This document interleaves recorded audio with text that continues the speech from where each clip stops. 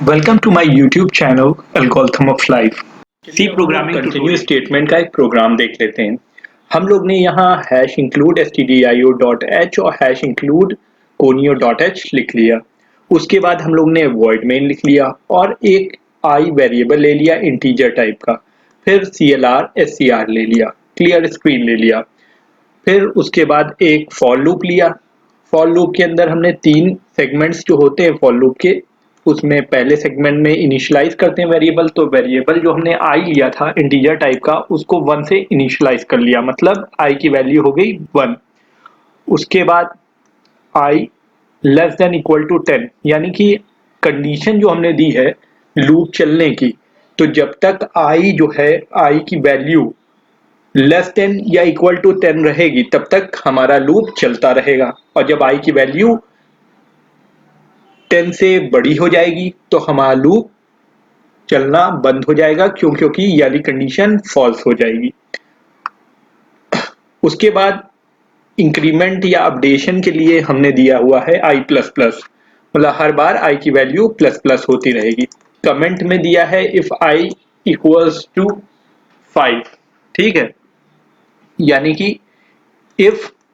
I equals to 5 यानी compare करेगा, ये डबल इक्वल टू साइन ये जो है ये कंपेयर करेगा आई को और 5 को, यानी कि अगर आई की वैल्यू 5 हो जाएगी तो इफ के अंदर आएगा, मतलब इफ वाला ब्लॉक एग्जीक्यूट होगा, और अगर आई की वैल्यू 5 नहीं होती है तो इफ वाला ब्लॉक एग्जीक्यूट नहीं होगा। और अगर आई की वैल्यू 5 हो जाएगी तो फिर प्रिंट कराएगा कंटिन्यू स्टेटमेंट। प्रिंटफ चलने के बाद ये कंटिन्यू स्टेटमेंट एग्जीक्यूट होगा, और जब कंटिन्यू स्टेटमेंट एग्जीक्यूट होता है तो कंटिन्यू स्टेटमेंट के बाद वाले जो भी स्टेटमेंट्स हैं वो कंपाइलर इग्नोर मार देगा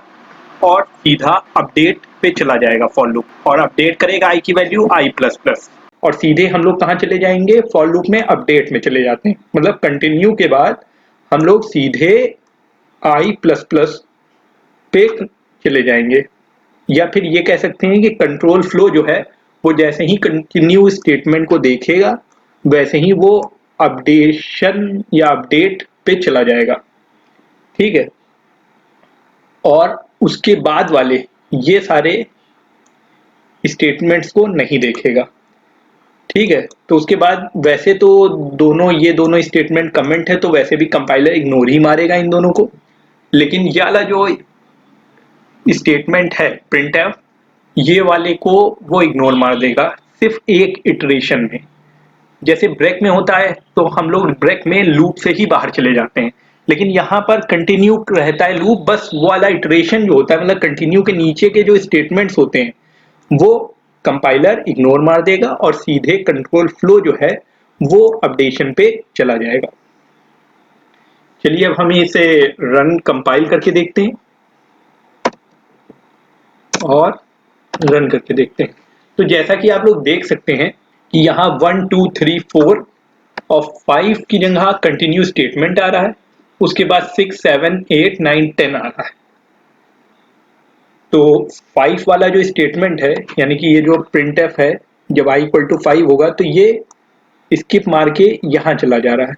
और यहाँ पर /n लगा दें हम लोग ताकि आगे बहुत अच्छे से वो नेक्स्ट लाइन में 6 जो है नेक्स्ट लाइन में आए, ठीक है। अब हम क्या करेंगे, फिर से देखेंगे, देखिए 6 नेक्स्ट लाइन में आ रहा है।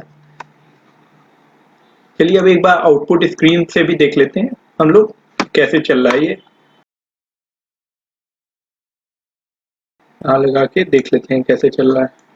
चलिए मेन पे आएगा, फिर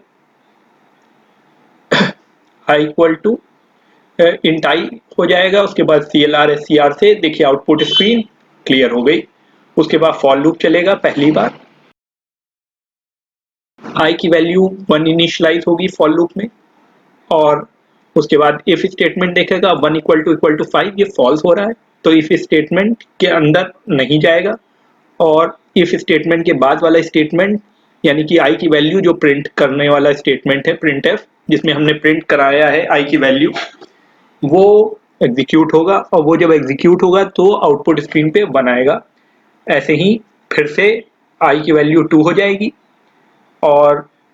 2 इक्वल टू 5 नहीं है, फिर से 2 आउटपुट स्क्रीन पे प्रिंट हो जाएगा, फिर 3 इक्वल टू 5, मतलब फिर अब i की वैल्यू अपडेट होगी और 3 इक्वल टू 5, तो ये भी फॉल्स है, तो इफ के अंदर वाला स्टेट इफ वाला ब्लॉक एग्जीक्यूट नहीं होगा और उसके बाद 3 भी प्रिंट होगा, फिर 4 हो जाएगा i की वैल्यू i प्लस प्लस से, और उसके बाद 4 इक्वल टू 5 ये भी फॉल्स होती है, और उसके बाद फिर 4 प्रिंट हो जाएगा। उसके बाद जब 5 वैल्यू हो जाएगी तो वैल्यू ट्रू हो जाएगी, 5 इक्वल टू 5, यानी कि इफ वाला स्टेटमेंट जो है, इफ की कंडीशन जो है वो ट्रू हो जाएगी, तो अंदर आएगा, कंटिन्यू स्टेटमेंट ये प्रिंट करेगा और उसके बाद कंटिन्यू कर देगा। कंटिन्यू कहाँ करेगा, i प्लस प्लस कर देगा यानी कि, और उसके बाद इफ स्टेटमेंट, फिर से i प्लस प्लस जब होगा तो i की वैल्यू 6 हो जाएगी और 6 हो जाएगी i की वैल्यू, यानी कि फिर से इफ स्टेटमेंट फॉल्स होगा, और इफ स्टेटमेंट फॉल्स होगा तो इफ वाला ब्लॉक एग्जीक्यूट नहीं होगा और सीधे नीचे चले जाएंगे हम लोग प्रिंट एफ, जहां हम i की वैल्यू प्रिंट करा रहे हैं, और उसके बाद i की वैल्यू प्रिंट हो जाएगी। फिर से 7 इक्वल टू 5 ये भी फॉल्स होगा और उसके बाद वैल्यू i की प्रिंट हो जाएगी 7, और ऐसे ही 8 प्रिंट हो जाएगी, 9 प्रिंट हो जाएगी और 10 प्रिंट हो जाएगी। और जब 10 प्रिंट होगी तो हमारी कंडीशन जो है वो 10 प्रिंट होने के बाद i प्लस प्लस होगा, और जो कंडीशन है हमारी वो फॉल्स हो जाएगी, मतलब i less than equal to 10, तो i 11 हो जाएगा और i less than equal to 10 जो कंडीशन थी हमारी फॉल्स हो जाएगी, तो हम लूप से एग्जिट कर देंगे और गेट यस से आउटपुट स्क्रीन पे आउटपुट आ जाएगा, और उसके बाद हम कोई भी की प्रेस करेंगे और उसके बाद मेन एंड हो जाएगा। आई होप कि आपको फॉर लूप में कंटिन्यू स्टेटमेंट का यूज बहुत अच्छे से समझ में आया होगा,